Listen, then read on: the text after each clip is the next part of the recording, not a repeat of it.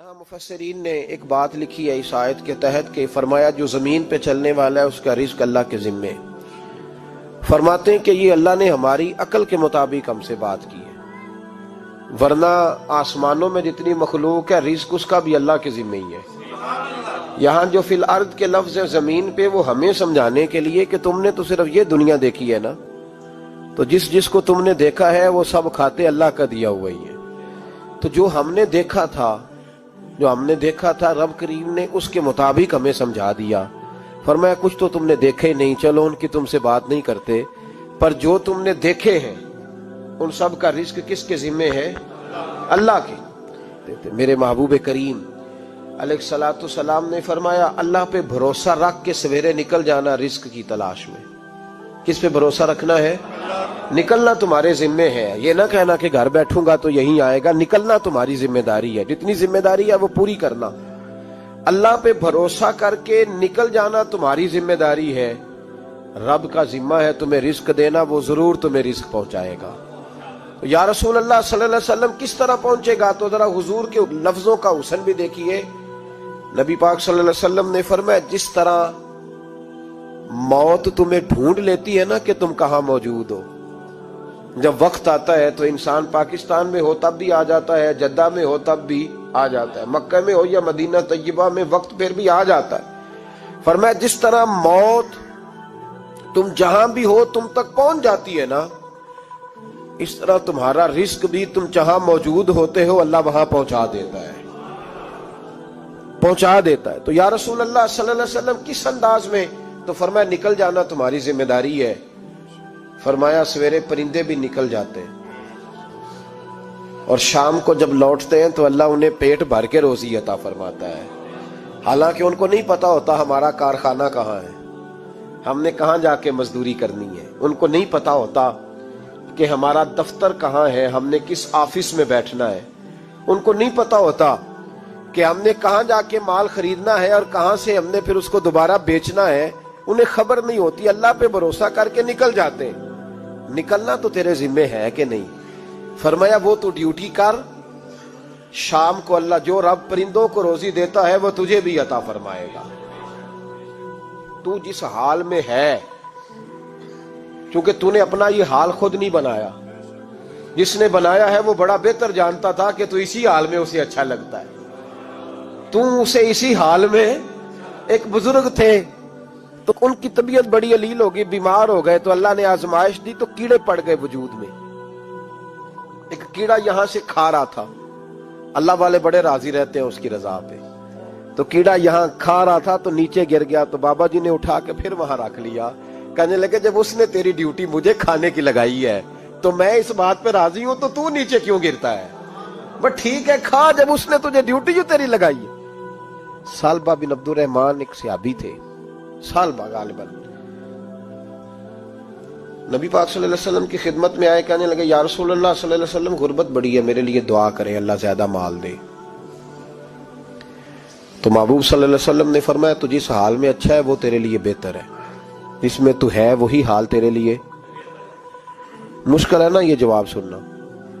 या रसूल अल्लाह सल्लल्लाहु अलैहि वसल्लम दुआ कर दे। तो महबूब ने क्या फरमाया? फरमाया तू जिस हाल में है ना वो हाल तेरे लिए बेहतर है, उसी में रह।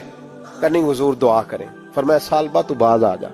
हुजूर दुआ करें। फरमाया तू बाज आ जा। 2-3 दफा का जिद की। महबूब ने फरमाया जा, फिर अल्लाह तुझे ज्यादा पैसे देगा। चंद बकरियां खरीदी, इतनी बरकत हुई कि बकरियों के रेवड़ बन गए। फिर कुछ बकरियां बेच के गाय खरीद ली, उनके भी रेवड़ हो गए। फिर कुछ ऊंट ऊंटनियां ले ली, रेवड़ ही रेवड़। पहले 5 वक्त मस्जिद में आते थे, अब फजर और इशा रह गई। फिर माल ज्यादा हुआ तो मदीने शहर में कोई जगह ही नहीं, मदीने से बाहर हवेली खरीदी, फिर जुमा ही रह गया। जुमे के जुमे आते, ज़कात का हुक्म आया। मेरे नबी करीम अलैहिस्सलाम ने हजरत अबू हुरैरा को भेजा, फरमाया जा उसे कह तेरी ज़कात बनती है 2.5%। तो सालबा के पास हुजूर ने पैगाम भेजा। पहले तो कहा तेरे लिए बेहतर नहीं माल, जब इसरार किया तो बड़ी बरकत हो गई, बड़ा आया तो फरमाया ज़कात दे, 2.5% ज़कात है। अब जब सोचा कि 5 ऊंटों पे एक बकरी जाएगी और बड़ा सारा मुझे देना पड़ेगा, अब जब गौर किया तो ये तो ना कहा कि मैं नहीं देता, حضرت ابو ہریرہ سے کہنے لگے نبی کریم علیہ السلام کی خدمت میں عرض کرنا کہ میں خود آؤں گا۔ حضرت ابو ہریرہ نے آ کے عرض کی یا رسول اللہ صلی اللہ تعالی علیہ وسلم، حضور وہ کہتے تھے میں خود آؤں گا۔ تو کہتے ہیں محبوب نے ٹھنڈی سانس لی، فرمایا اسے کہا تھا کہ تیرے لیے مال بہتر نہیں، اب ہلاک ہو گیا، ہائے افسوس ہلاک ہو گیا۔ ان کو بھی تھوڑی دیر کے بعد احساس ہوا کہ یہ میں نے کیا کیا، نبی پاک کو ہی کہہ دیا نہیں ہے، حضور کو کہہ دیا بعد میں آؤں گا۔ اب دوڑے آئے، عرض کی حضور میں سارا کچھ لے کے آیا ہوں، قبول کر لیں۔ محبوب نے فرمایا گویا بلال حبشی کی خشک کھجور بھی قبول ہے، اور صہیب رومی ایک اٹی بان کی لائے تو وہ بھی قبول ہے، اور عمار بن یاسر اور مصعب بن عمیر اگر 2 دینار دے جائیں اور کوئی پرانا جوڑا کسی سپاہی کے لیے چھوڑ جائے تو وہ بھی قبول ہے، لیکن تو اپنا لاکھوں لے کے چلا جا، تیرا کوئی نہیں قبول، معاف کر دیں۔ فرمایا جا معاف کیا، پر پیسے لے کے نہ آنا۔ اگلے سال پھر آئے، بندے ہوئے ہاتھ ہے، محبوبہ میں دولت کا کیا کروں گا، آگ لگانی ہے، قبول کر لیں۔ فرمایا تو لے جا، تیرا نہیں قبول، گرا جو ان کی نگاہ سے وہ سنبھل نہیں سکتا۔ حضور نے وصال ظاہری کیا تو جناب صدیق اکبر کے پاس آئے، لاکھوں کا مال، ابو بکر قبول کر لو۔ تو جناب صدیق اکبر کہنے لگے اس کا کر لوں جس کا نبی نے نہیں کیا، چل جا، کوئی نہیں چاہیے۔ حضرت عمر کے زمانے میں قحط پڑ گیا، بارشیں نہیں ہوتی، غلہ نہیں ملتا، حالات خراب ہے، مالی طور پہ بحران آ گیا، غربتیں، مجبوریاں، تکلیفیں، آ کے روئے، عمر میرا قبول کر لو، مجھے معافی تو مل گئی تھی نا۔ فرمایا معافی اپنی جگہ پہ، پر جس کا مصطفیٰ نے قبول نہیں کیا۔ بہت سارے لوگوں کو پتہ ہی نہیں کہ ان کا قبول ہی نہیں ہوا، اور وہ الجھے ہوئے، انہیں خبر ہی نہیں کہ اصل بات کیا ہے۔ فرمایا جس کا مصطفیٰ کریم نے قبول نہیں کیا، اب ہیرے اور جواہرات بھی لے کے آئے تو بھوکے مریں گے، پر اس کا قبول، اس بات پہ راضی رہو اس حال میں اللہ نے رکھا ہوا ہے، اس حال میں راضی رہو۔ یہ جو مصیبت ہے نا دیکھنی کہ وہ بھی میرے پاس، تمہیں کیا پتا، کبھی پوچھ تو صحیح اس سے وہ کس مصیبت کا شکار ہے، جو مالی طور پہ بڑا امیر ہے، تو اس کی طرف دیکھ کے اپنا دل برا کرتا ہے۔ بس جس حال میں رب نے رکھا ہے اس حال میں رہ۔ حضرت عثمان غنی کے زمانے میں تو وہ وصال کر گئے، لیکن بھائی تو جس حال میں تیرا رب تجھے رکھتا ہے اس حال میں رہ، تیری مالی پریشانیاں ختم ہو جائیں گی۔ امام شافعی فرماتے ہیں جن گھروں میں لوگ فجر کی نماز کے وقت سوئے ہوتے ہیں ان گھروں میں رزق نہیں آتا۔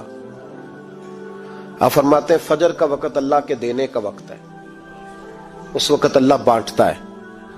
حضور صلی اللہ علیہ وسلم کا فرمان ہے نا حدیث میں کہ تہجد کے وقت اللہ پہلے آسمان پہ نزول اجلال فرماتا ہے جو اس کی شان کے لائق ہے تہجد کے وقت، اور وہ کہتا ہے مانگو میں تمہیں عطا کروں گا۔ لینے کی باری آئے تو بندہ سمیٹ سماٹ کے اندر گھس جائے۔ ہمارے ہاں یہ ہوتا ہے کہ عشاء کے بعد بچے بیٹھتے ہیں موبائل لے کے، تہجد کا وقت آتا ہے تو ان کی آنکھیں بند ہونی شروع ہوتی، تو لینے کے وقت تو سویا تھا، تیرا مسئلہ کیسے حل ہوگا؟ بھائی جب کوئی آدمی خیرات بانٹ رہا ہو تو جو پیالہ پیچھے کر لے اسے ملے گا؟ کہتے اس وقت آنا جب میں بانٹ رہا تھا، اب تو کدھر آ گیا ہے؟ مثال دے رہا ہوں۔ تو فجر کا وقت مانگنے کا ہے، تو ساری رات تو گزر گئی گیمیں کھیلتے، ٹی وی دیکھتے، اور جو لینے کا وقت تھا تو سو گیا، تو کیسے آئے گا تیرے پاس؟ تو اٹھے سویرے، بندوں سے مانگ کے دیکھ لیا، بڑی عزتیں خراب ہوئی، فجر کا وقت اٹھ کے جھولی پھیلائے۔ میرے رسول پاک علیہ السلام فرماتے ہیں، رب فرماتا ہے جب بندے میرے آگے جھولی پھیلاتے ہیں مجھے شرم آتی ہے، کیسے خالی واپس کر دو؟ تو اس کے سامنے جھولی پھیلائیں سویرے اٹھ کے، رزق میں برکت ہوگی۔ اور پھر ایک اور بات، 5ویں بات، رزق میں تنگی اس وقت ہوتی ہے جب ہم مال غلط جگہ پہ خرچ کرتے ہیں۔ اللہ مال دیتا ہے اپنے فضل سے، اور جب ہم اسے ضائع کریں، مثال دیتا ہوں، میرے پاس ایک شخص نے آ کے کہا حضرت جی بچی کی شادی ہے، یا میرا گھر میں کوئی بیمار ہے، یا بڑی آزمائش ہے، 10,000 کی ضرورت ہے، میں نے تھما دیا اس کو، پھر مجھے بعد میں پتا چلا کہ اوہو وہ تو عیاشی کر رہا ہے پیسوں سے، وہ تو چلا گیا کہیں گھومنے اور فلاں ہوٹل میں، مہنگے ہوٹل میں بیٹھ کے کھانا کھا لیا، تو میرے دل پہ کیا گزرے گی اس شخص کے بارے میں؟ بلا مثال و بلا تشبیہ سمجھانے کے لیے اللہ نے مال دیا فضل سے، اور اگر عیاشیوں میں لگا دیا۔ صوفیاء فرماتے ہیں کہ اگر ایک دھیلا تو حرام جگہ پہ خرچ کرے نا، ایک دھیلا، تو 1,00,000 دینار کی برکت تیرے گھر سے اٹھ جاتی ہے، ایک دھیلا حرام جگہ پہ۔ قرآن مجید کی آیت پڑھتا ہوں، رب فرماتا ہے وَمَنْ أَعْرَضَ عَنْ ذِكْرِي فَإِنَّ لَهُ مَعِيشَةً ضَنْكًا، بڑی سخت آیت ہے۔ وَمَنْ أَعْرَضَ عَنْ ذِكْرِي، فرمایا جب تم میرے تذکرے سے، میرے ذکر سے منہ پھیر لیتا ہے، فَإِنَّ لَهُ مَعِيشَةً ضَنْكًا، تو میں تیری معیشت کو، تیرے رزق کو تنگ کر دیتا ہوں، پھر تیری زندگانی تنگ ہوتی، اور جس کی زندگی اللہ تنگ کرے اس کی کوئی کھول سکتا ہے؟ کہتے ہیں بڑی جگہوں پہ گیا ہوں، بڑی پھوکے مروائی، بڑے دم کرائے، حالات صحیح نہیں ہوتے، تو مسجد آ کے توبہ کر۔ وہ کہہ رہا فَإِنَّ لَهُ مَعِيشَةً ضَنْكًا، اعلان ہے قرآن پاک کا کہ جب تو میرے ذکر سے منہ پھیرے گا، روٹی میری کھائے اور پیسے لے کے عیاشی کرے، مسجد آئی نہ۔ حکم تو یہ ہے کہ جتنی جتنی نعمت بڑھتی جائے سجدے بڑھنے چاہیے، لیکن ہم لوگ سجدے کم کرتے جاتے ہیں، فرض نماز بھی نہیں پڑھتے، پھر رزق تنگ ہوتا ہے، پھر اللہ کے عدل کا نظام چلتا ہے، پھر خرابی ہوتی۔ اس لیے یاد رکھیں قرآن مجید نے حکم دے دیا کہ اگر چاہتے ہو کہ رزق میں برکت ہو تو پھر رزق دینے والے کے آگے جھک جاؤ، پھر رزق دینے والے کے آگے جھکو۔ تو مالی پریشانی کا بہت بڑا سبب یہ ہے کہ ہم مسجد کی طرف نہیں آتے، دین کی طرف نہیں آتے، پیسہ ناجائز جگہ پہ خرچ ہوتا ہے۔